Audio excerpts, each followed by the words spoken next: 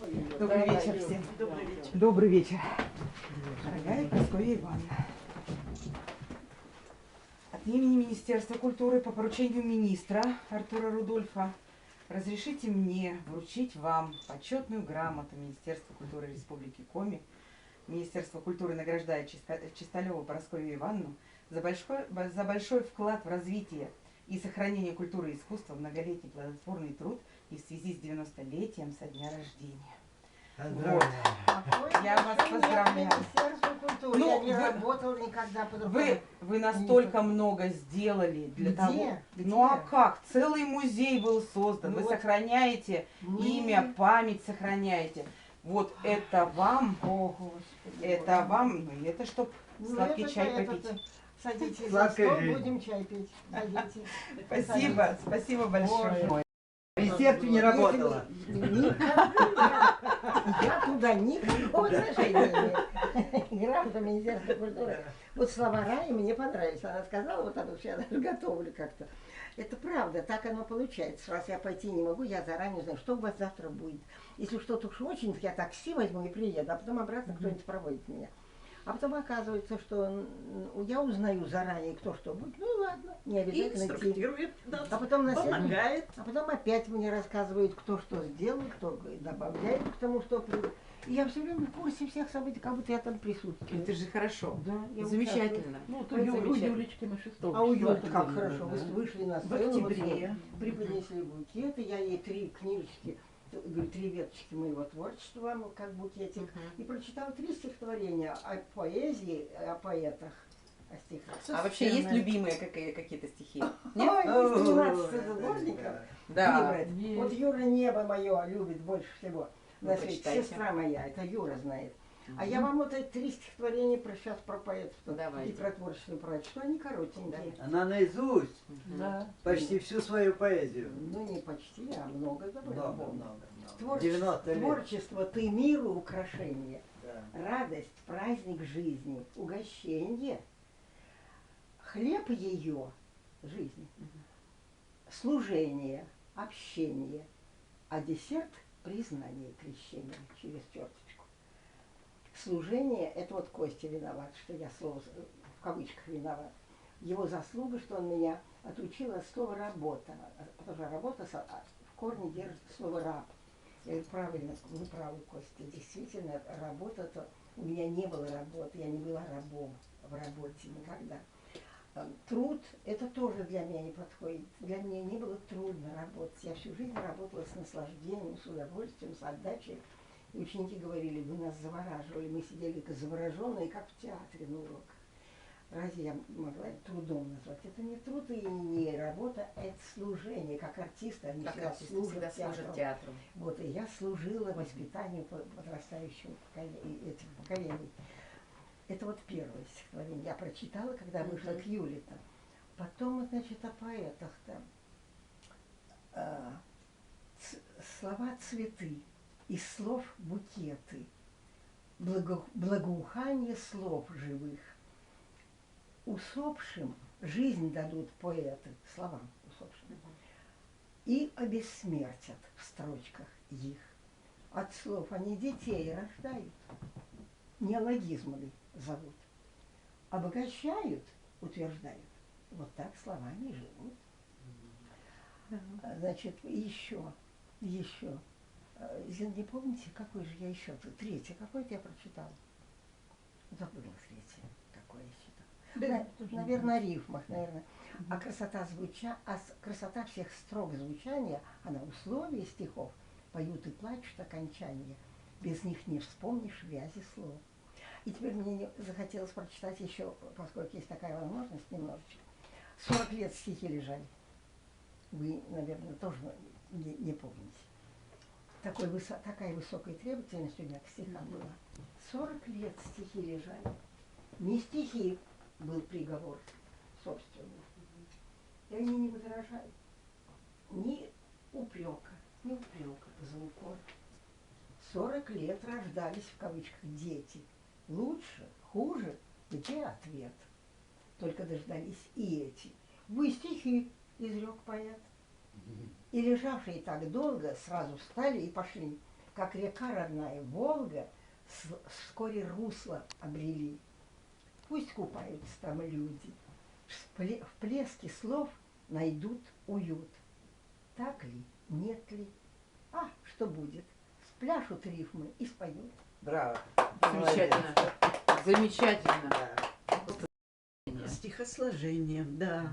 Вот мы узнали, что там дактиль, прочее. яб, хорея, эпиграфии и И прочее. сразу стала доктором писать.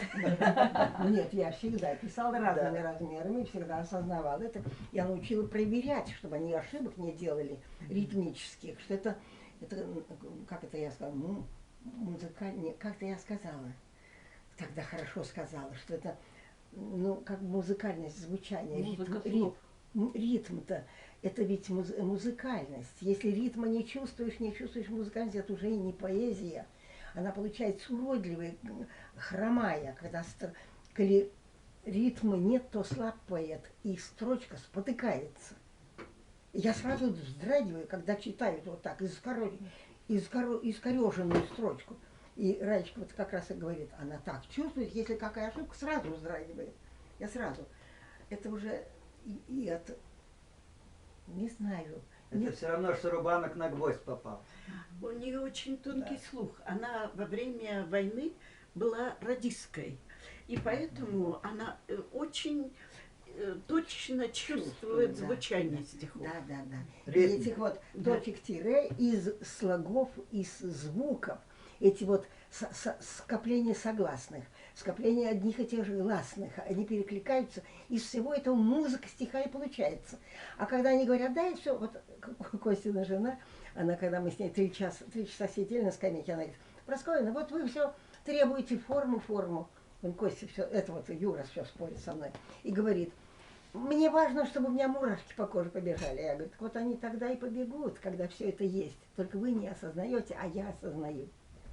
Я учила их вот тому, чтобы вызывать эти мурашки. Ведь нужно вот это вот поднять все. У нас в поэтических клубах-то, в общем-то, ну, Самодеятельность. Да, я поняла, конечно. А я все-таки как закончила, я на уроках преподавала это.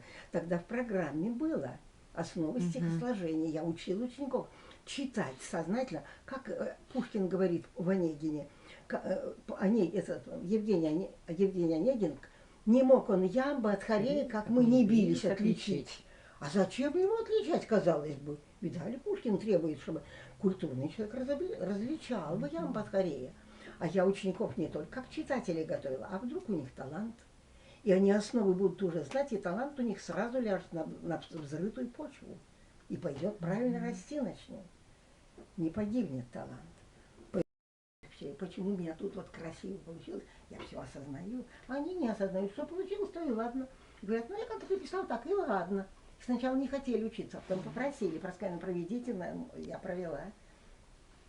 благодарны, сейчас Да, вспоминаю, да. что именно вот А после этого теперь вот Раечка А Валю и возьмите. Валя Валентина Да. Андреевна, эти прям Валя меня Цой. продолжают изо всех сил. Они там эту читают книжки на эту тему. Мы по телефону все время общаемся. Одна хочет бросить, я говорю, нельзя тебя бросать, ты должна помочь тем, кто приходит, и которые не могут так, как ты. Ты должна их научить этому.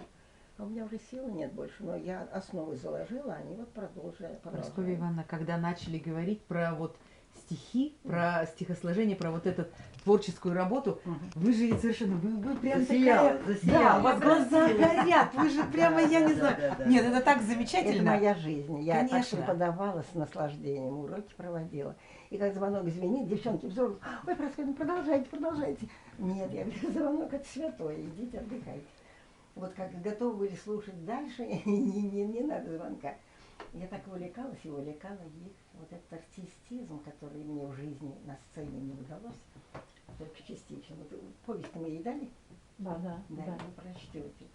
Первая, говорит, панк-артистка в школе, а вторая уже на войне, в батальоне выздоравливающих после госпиталя. Профессиональных артистов туда тоже ведь в армию на фронт отправляли. Они тоже были ранены, лежали в госпиталях. И их оставляли в батальоне выздоравливающих. И был свой театр там. Я туда прибыла, и я оказалась очень нужна. Девчонок-то мало. Артисток женщин не брали в армию, только мужчин. Они с концертами ездили на передовую, а мы не воевали. А я же не актриса профессиональная, но рождена была этим.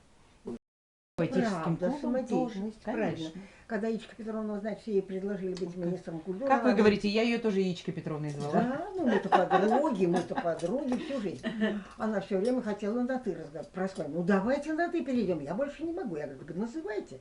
Она говорит, а вы? То есть она не хочет с одной стороны, а наравне, чтобы. Я говорю, вот выпьем как-нибудь брудершафт и будем на ты.